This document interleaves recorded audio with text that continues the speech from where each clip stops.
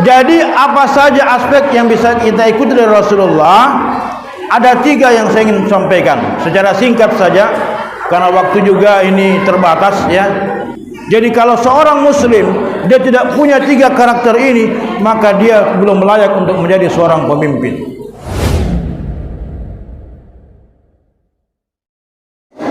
Bismillahirrahmanirrahim. Assalamualaikum warahmatullahi wabarakatuh.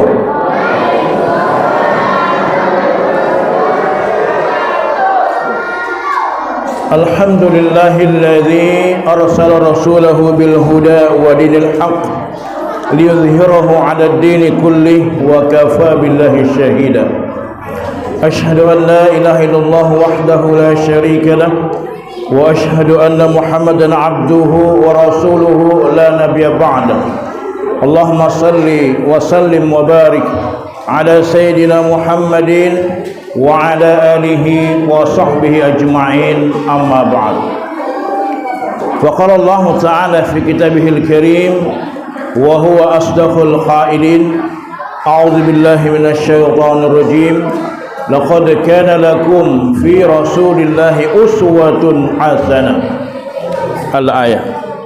Wa qala aidan Muhammadur Rasulullah walladzina ma'ahu asyidda'u 'alal kuffar ruhama'u bainahum tarahum ruk'an sujada simahum yabtaghuna min fadlillahi wa ridwana simahum fi wujuhihim min asari sujud. Wa qala aidan ya ayuhan nabi inna arsalnaka syahidan wa mubasysyiran wa nadhira wa da'iyan ila Allah bi'idnihi wa sirajan munira. Shadaqallahul azim wa sadaqan nabiyyu rasuluhul karim. Anak-anakku sekalian, anak-anak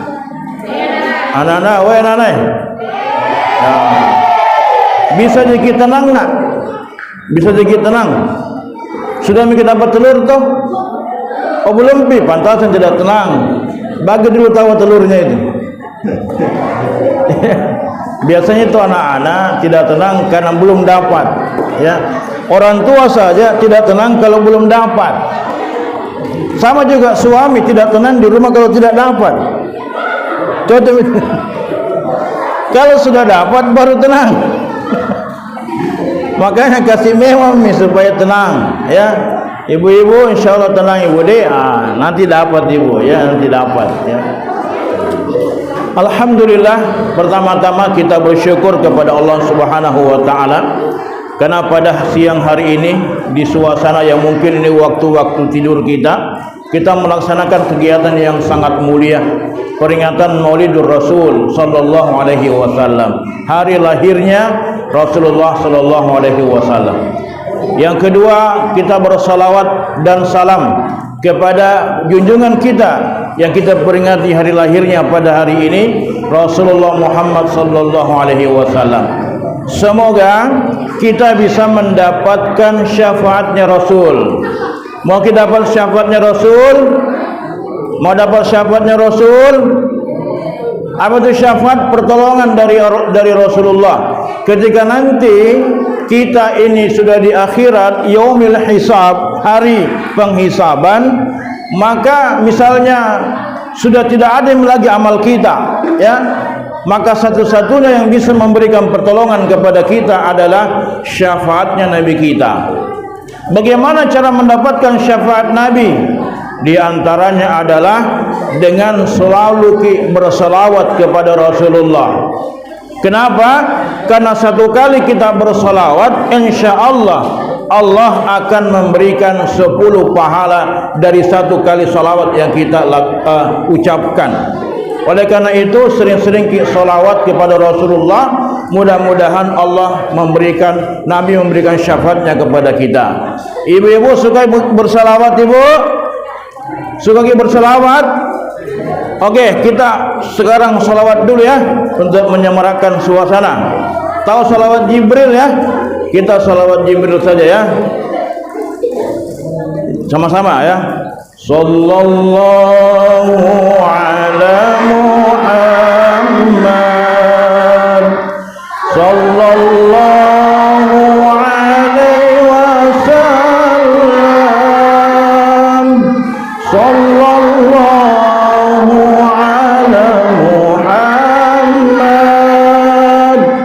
sallallahu alaihi wasallam. Langsung rap.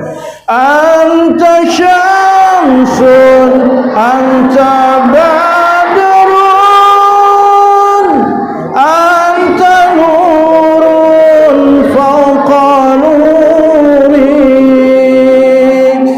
anta syamsun anta badrun anta nurun fawqa nuri anta iksir ghali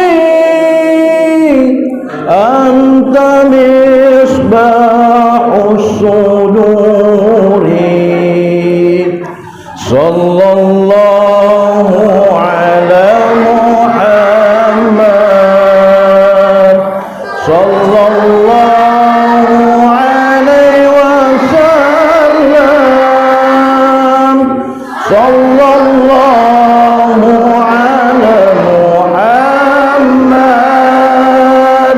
sallallahu alaihi wasallam ya habibi ya Muhammad ya arusal khafiqaini ya habibi ya Muhammad ya arusal khafiqaini ya muayyad ya mumajjad ya imam al-qiblataini sallu ala nabi. Ya, habis ini suara aku kurasa ini. Bagus ya suara aku, Bu. Ya, alhamdulillah. Berikutnya saya ucapkan terima kasih kepada pengurus masjid yang telah mengundang kami untuk menyampaikan sedikit sepatah dua kata tentang hikmah Rasulullah, hikmah Maulid sallallahu alaihi wasallam. Ya, dan kepada pejabat yang hadir, Pak Lurah, Pak RT, Pak RW, ya, alhamdulillah suatu kehormatan bisa hadir bersama-sama dengan warga, karena memang kalau kita mengikuti contohnya Rasulullah itu sebagai pejabat, dan beliau itu dalam Islam itu yang namanya Sayyidul Qaum Khadimuhum. Pemimpin sebuah kaum adalah pelayan dari kaum itu. Maka sebenarnya seorang pemimpin mereka adalah pelayan bagi umatnya. Kali itu kita mencontoh Rasulullah SAW. Baik, berbicara tentang idola, ya. Ini sekarang banyak sekali ya acara-acara akademi apalah, akademi itu dan sebagainya. Yang itu sebenarnya ingin menunjukkan dan menampakkan siapa idola-idola yang bisa kita jadikan sebagai idola. Ya. Nah, kadang-kadang kita ini salah dalam menempatkan idola secara hakiki. Ya.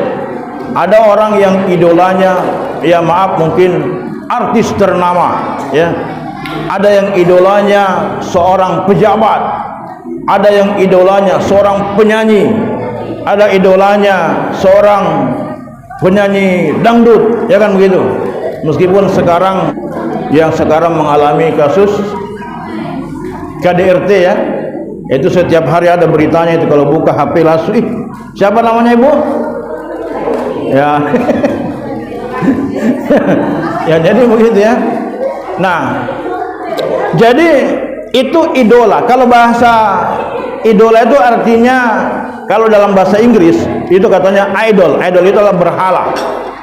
Artinya bahwa idola itu adalah tuntunan, orang yang dijadikan sebagai apa istilahnya teladan. Itulah idola. Ya. Nah, Rasulullah Shallallahu Alaihi Wasallam sudah diberikan kelebihan oleh Allah Subhanahu Wa Taala. Beliau ini menjadi idola bagi seluruh kaum muslimin, bagi seluruh manusia. ya, bukan hanya kaum muslimin, bahkan orang-orang non muslim itu kadang-kadang mereka menjadikan Nabi sebagai idola, ya. Ajaran-ajaran beliau kadang-kadang diikuti. Contoh misalnya, kemarin ada yang namanya Perdana Menteri Inggris, ya. Perdana Menteri Inggris dia mengundurkan diri hanya karena tidak mampu mengendalikan situasi ekonomi di negerinya. Ini kan luar biasa, ya. Jadi dia merasa dirinya tidak amanah. Bayangkan Pak, bayangkan Ibu, seorang pejabat dia non muslim di negara yang non muslim, ya, itu mengundurkan diri hanya karena dia merasa tidak bisa menjalankan amanah dengan baik. Tapi kadang-kadang kita saksikan sesuatu yang berbeda. Ketika ada pejabat di negeri muslim tidak bisa menjalankan amanah dengan baik, masih terus saja mau menjabat. Itu Pak. Di negara kafir, ya, kalau jelas ini pejabat tidak bisa menjalankan amanah, dia mengundurkan diri dengan sukarela. Luar biasa itu Pak, ya. Itu padahal dia bukan akidah Islam. Nah itu. Nah, itu orang-orang di luar Islam mengikuti Rasul, kadang-kadang menjadikan Nabi sebagai idola, akan tetapi tetap mereka dihukumi sebagai orang yang ya tidak beriman kepada Allah. Nah, idola di sini yang dimaksudkan, ya, sebagaimana Allah Subhanahu wa taala berfirman dalam surat, ya, surat berapa itu? Al-Ahzab ayat 21, ya, yang dibacakan tadi tadi. Coba Ustaz. Surah Al-Ahzab ayat 21, ya. Laqad kana lakum fi Rasulillahi uswatun hasanah. Dan sungguh, ya, telah ada pada diri Rasul itu, ya, uswatun hasanah, suri tauladan yang baik, ya. Nah, di sini Allah Subhanahu wa taala, Bapak Ibu sekalian, menggunakan kata uswah, ya. Kata uswah yang dipakai bukan kata qudwah. Kenapa bukan qudwah yang dipakai? Padahal artinya sama dua kata itu. Uswah dan qudwah sama-sama artinya teladan, ya, sama-sama artinya teladan, ya. Tapi kenapa Allah Subhanahu wa taala menggunakan kata uswah? Karena memang meskipun sama-sama artinya teladan, tetapi muatannya berbeda, ya. Kalau qudwah itu adalah teladan, tetapi teladan yang sifatnya sebagian-sebagian. Sahabat itu adalah qudwah, mereka bukan uswah tapi qudwah, ya. Kenapa? Karena hanya sebagian yang bisa kita teladani dari para sahabat. Para ulama-ulama besar mereka bisa menjadi qudwah, teladan, tapi hanya sebagian-sebagian saja. Rasulullah dia disebut sebagai uswah, ya. Kenapa uswah? Kalau uswah itu adalah kata, karena uswah itu adalah kata yang artinya teladan, tapi teladan yang sifatnya keseluruhan, begitu. Dia menyeluruh. Kenapa Allah menggunakan kalimat uswah? Artinya Nabi ini sebagai teladan yang menyeluruh, ya, bahwa Nabi ini bisa kita jadikan teladan dalam kehidupan kita dalam aspek apapun itu, ya. Tadi, ya, Pak RT kita, ya, sudah menjelaskan di antara keteladanan Nabi adalah jangan berprasangka buruk, ya, begitu. Itu. Jadi siapa yang suka berprasangka buruk, ya, maka berarti dia tidak meneladani Rasul, ya. Tapi jangan kita juga suka berperilaku buruk supaya orang tidak berprasangka buruk kepada kita, ya, itu. Karena kadang-kadang itu orang itu berprasangka buruk bisa saja terjadi kalau ada hal-hal keburukan yang pernah kita lakukan. Orang itu melihat kadang-kadang track record kita. Sama tadi misalnya Nabi menjelaskan bahwa kebersihan itu bagian daripada iman. Kita diminta untuk bersih-bersih, kan begitu. Dalam agama kita jelas, at-tuhuru syatrul iman, bahwa kebersihan itu adalah bagian daripada iman. An-nazafatu minal iman, kebersihan itu adalah bagian dari iman. Kenapa? Karena memang kebersihan itu bagian daripada ajaran Islam. Makanya saya mendukung kalau ada program ya wali kota yang itu absolutnya lisa, lihat sampah ambil. Ada mobil sampah itu tangkas lagi kan, membersihkan. Ini program yang sangat positif buat kita semua. Akan tetapi tentu saja kebersihan yang disampaikan oleh Rasul itu tidak hanya kebersihan secara fisik, ada juga kebersihan secara batin. Apa itu? Sifat jujur, tidak khianat, tidak suka berdusta, ya, sifat tidak membangga-banggakan diri, tidak sombong. Itu adalah kebersihan jiwa, ya. Jadi kebersihan itu ada dua, kebersihan secara fisik dan kebersihan secara jiwa.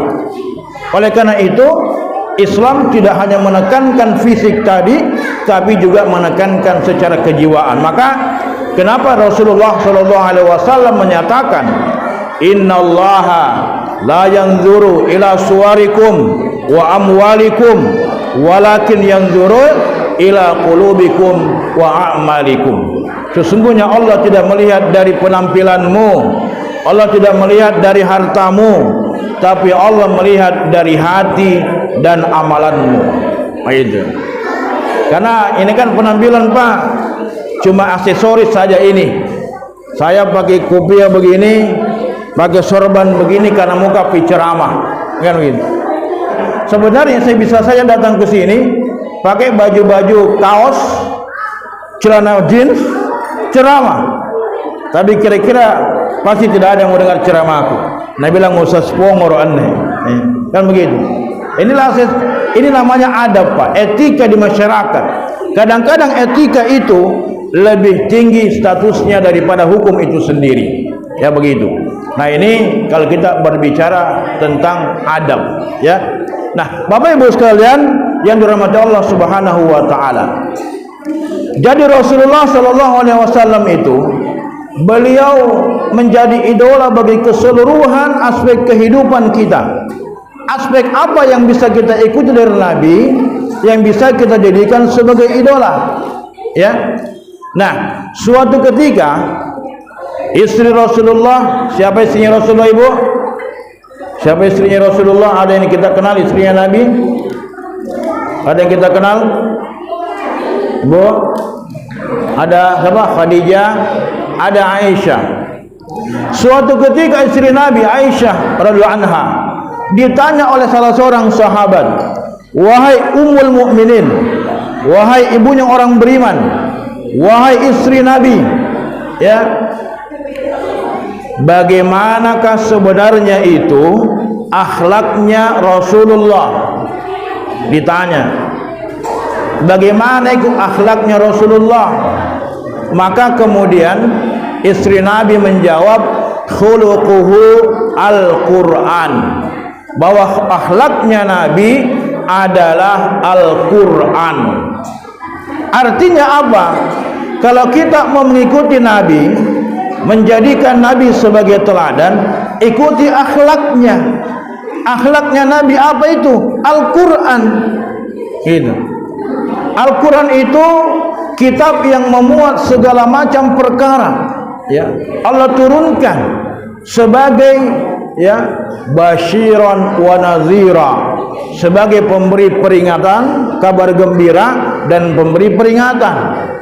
Al-Quran juga sebagai apa? Sebagai sirajan munira, sebagai cahaya yang menerangi, ya. Nabi mengatakan bahwa aku diutus oleh Allah. Allah telah turunkan kepadaku suatu ayat, di antaranya ayat itu sebagai bahwa tugasku adalah sebagai sirajan munira dengan Al-Quran. Jadi Al-Quran itu adalah petunjuk yang betul-betul real dan betul-betul nyata. Cuma persoalannya kadang-kadang kalau kita mau menjalankan Al-Quran dengan baik, dibilangi macam-macam.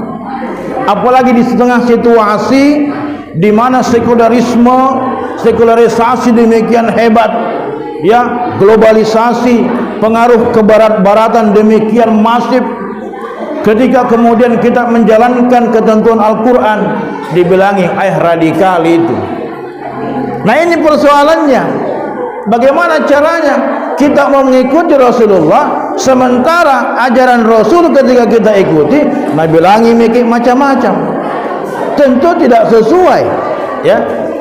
Jadi peringatan Maulid ini sebagaimana tadi disebutkan, dia sebagai pengingat.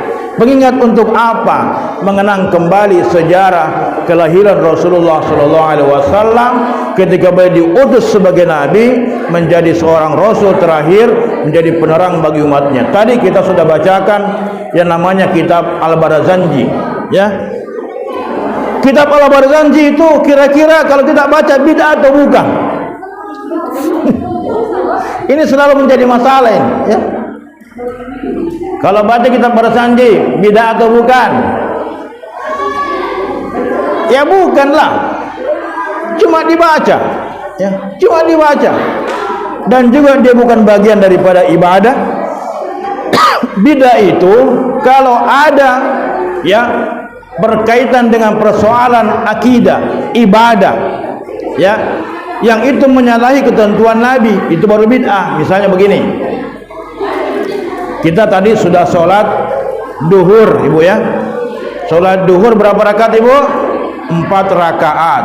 Pak Imam beliau bilang jamaah, ya, supaya pahala kita bertambah, mari kita tambah rakaatnya menjadi 6 rakaat. Kira-kira Pak, kalau begitu ibu setuju atau tidak? Ya, nah itu baru bid'ah yang begitu. Kalau sekedar baca kitab Barazanji di mana isinya itu adalah memuat tentang syair, tentang perjalanan kehidupan Rasul dari beliau lahir dikandung oleh ibunya sampai beliau menjadi Rasul. Jadi kitab Barazanji ini sebenarnya bukan nama aslinya. Kitab aslinya itu berjudul Iqdul Jawahir. Itu. Jadi kitab aslinya judulnya Al-Iqdul Jawahir. Dia mikir di anunya itu di judulnya.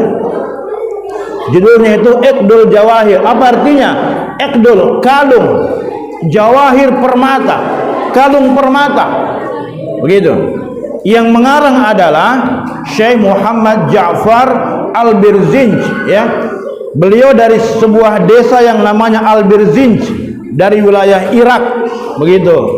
Makanya kemudian, ya, biasanya kalau orang Arab itu mengarang sebuah kitab, kitabnya itu dinisbahkan kepada nama pengarangnya, ya. Maka karena dia dari Al-Birzinj, maka dikenallah kitabnya dengan nama Al-Barazanji, ya. Dan dia bukan kitab yang sembarang macam-macam, bukan kitab-kitab apa yang bilang, bukan kaleng-kaleng. Kitab Al-Barazanji ini penuh dengan syair, ya.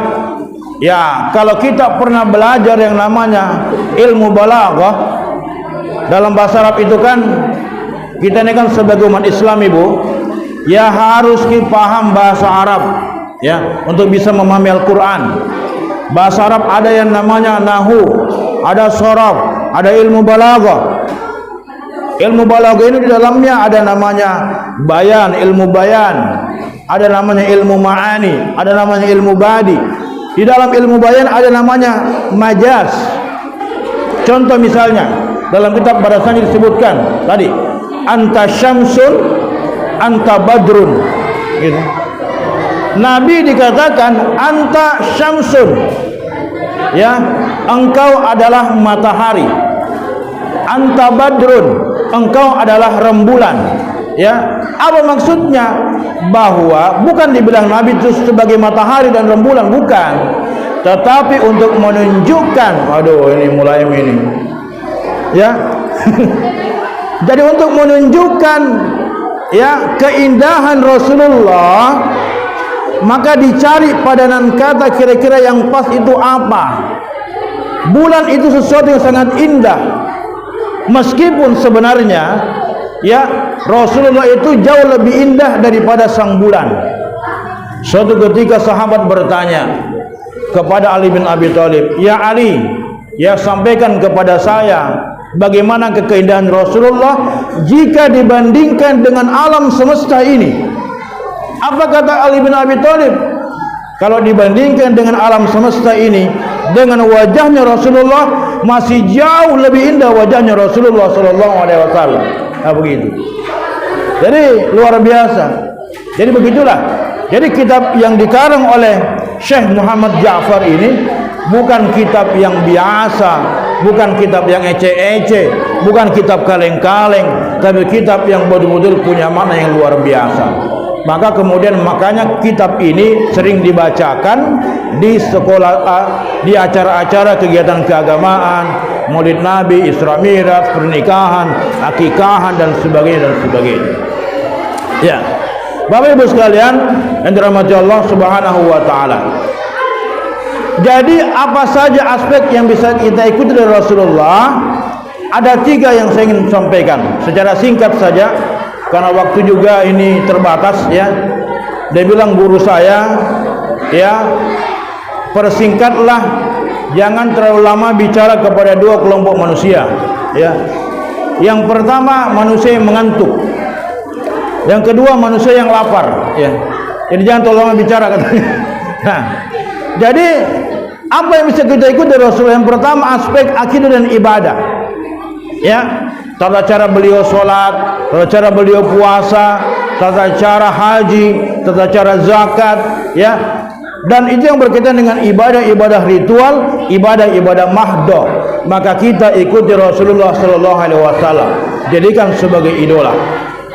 Jadi kalau ada orang yang menambah-nambah rakaat sholat atau mengurangi rakaat sholat, maka dia dipastikan tidak mengikuti Rasulullah sallallahu alaihi wasallam. Yang kedua, ya, apa yang bisa kita ikuti Rasulullah pada aspek hubungan manusia dengan dirinya sendiri, ya. Misalnya, ya, diatur bagaimana kita ini dalam berpakaian. Islam mengatur bagaimana pakaian laki-laki, bagaimana pakaian perempuan. Batasan auratnya sampai di mana, ya. Batasan auratnya laki-laki jelas ya, dari pusar sampai lutut ya. Kadang-kadang saya lihat itu tabe, ada orang yang bulu tangkis laki-laki ya, itu pakai celana pendek yang tidak menutupi lututnya. Nah ini dosa sebenarnya, dosa ini karena sudah kelihatan auratnya ya, sudah kelihatan. Atau pernah juga saya lihat itu ya, ada bapak-bapak ya, dia cuci mobilnya, tabe maaf ya, hanya menggunakan pakaian dalam ya, tabe CD, celana dalam nak pakai ya. Kebetulan celana dalamnya itu warnanya juga sama dengan warna kulitnya ya. Wah, luar biasa ini, dosa ini ya, apalagi disaksikan oleh orang-orang yang lewat. Itu jelas ya. Kemudian apa? Makanan, minuman ya, mana yang bisa kita makan, mana yang tidak bisa kita makan, Islam mengendalikan itu. Mana minuman yang halal, mana yang haram, Islam mengatur itu. Jadi ini adalah hubungan manusia dengan dirinya sendiri ya. Kemudian yang ketiga, aspek ketiga yang bisa kita ikuti dari Rasulullah adalah aspek muamalahnya, hubungan manusia dengan sesama ya. Misalnya dalam perdagangan, dalam ekonomi, Islam mengajarkan, Nabi mengajarkan kepada kita kalau berdagang harus jujur ki ya. Makanya pernah suatu ketika Nabi datang ke pasar, dan di pasar beliau melihat ada pedagang yang tidak jujur. Lalu Nabi memasukkan tangannya ke dalam tumpukan buah-buahannya, lalu mengambil yang busuk. Ini namanya gulul, kecurangan. Tidak boleh ini. Ibu, tapi kalau kita menjual, jangan sampai kemudian mencampur adukan barang yang masih bagus dengan barang yang sudah rusak. Kan kadang-kadang begitu kan, supaya laku ya, dicampur, akhirnya orang ya, kalau matanya orang tidak awas, akhirnya dia tertipu, namanya gulul. Dan barang yang kita konsumsi itu, hasil dari apa yang kita jual itu haram di mata Allah Subhanahu wa taala. Ya, Islam mengatur bagaimana dalam tindak pidana, ya, dalam perdata, dalam bidang hukum, dalam bidang sosial, ekonomi, dalam bidang ketatanegaraan, dalam bidang apa macam-macam ya. Semua yang berkaitan dengan hubungan manusia dengan sesamanya, Islam mengaturnya. Ya, makanya salah satu aspek yang dibicarakan dalam Islam adalah aspek kepemimpinan. Ya, Islam berbicara aspek kepemimpinan. Di antara beberapa hal yang berkaitan dengan kepemimpinan, bahwa kepemimpinan itu, seorang pemimpin harus punya karakter. Yang pertama, dia harus orang yang kuat.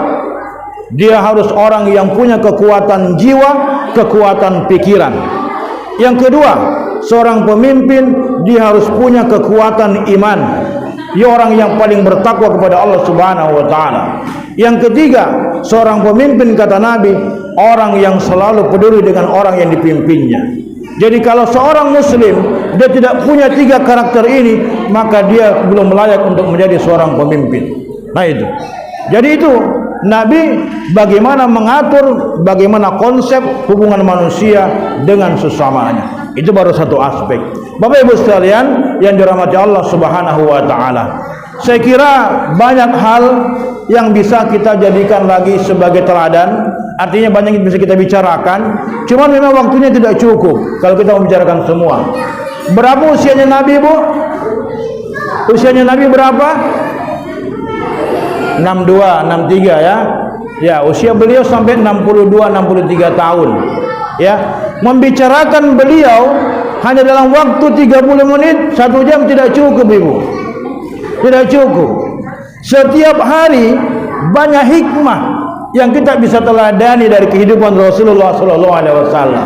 Maka ya, bagaimana caranya kita bisa mengetahui semuanya? Saya sarankan dan rekomendasikan, mari kita ya beli saja kitabnya itu, Sirah Nabawiyah, sejarah kehidupan Rasulullah SAW. Jadikan sebagai satu literatur di rumah kita. Banyak dijual, Bu, terjemahannya di toko-toko. Saya ada punya kitab Sirah Nabawiyah, ada beberapa judul itu ya, saya punya. Jadi kalau kita ingin memahami betul bagaimana Rasulullah, mari kita baca kitab yang berbicara tentang itu. Ada namanya Sirah Nabawiyah Ibn Hisham, ada Syama'il Muhammadiyah karangan Imam At-Tirmidzi, ada Muhammad Nabi SAW karangan Syekh Syabani Ibnul Jauzi. Banyak sekarang ya. Jadi kita bisa membaca itu semua, karena untuk membicarakan di sini tidak cukup. Intinya mudah-mudahan kita betul-betul bisa menjadikan Nabi ini sebagai teladan dalam seluruh aspek kehidupan kita, sehingga acara kita tidak sekedar sebagaimana dikatakan Pak RT tadi sebagai seremonial belaka. Begitu. Baik, inilah yang bisa saya sampaikan pada kesempatan hari ini. Ya, mudah-mudahan Allah Subhanahu wa taala senantiasa membimbing kita semua untuk senantiasa mengikuti sunnah Rasulullah sallallahu alaihi wasallam. Mari kita berdoa kepada Allah, semoga Allah Subhanahu wa taala memberikan kebaikan kepada kita semua. A'udzubillahi minasyaitonir rajim. Bismillahirrahmanirrahim. Alhamdulillahirabbil alamin. Hamdan yuwafi ni'amahu wa yakafi mazidah. Ya Rabbana walakal hamdu kama yanbaghi li jalalika wa karim wa 'azimi sultanik. Allahumma arinal haqqa haqqa warzuqna ittiba'ah wa arinal batila batila warzuqna ijtinabah. Allahumma ya muqallibal qulub tsabbit qulubana ala dinik. Allahumma ya musarrifal qulub sarrif qulubana ala ta'atik. Allahumma rabbana zalamna anfusana wa illam taghfir lana wa tarhamna lanakunanna minal khasirin. Rabbana la tuzigh qulubana ba'da idh hadaytana wa hab lana min ladunka rahmah innaka antal wahhab. Allahumma rabbana atina fid dunya hasanah wa fil akhirati hasanah wa qina adzabannar. Wa sallallahu ala sayyidina Muhammadin wa ala alihi wa sahbihi ajma'in walhamdulillahi rabbil alamin bi barakati al-Fatihah.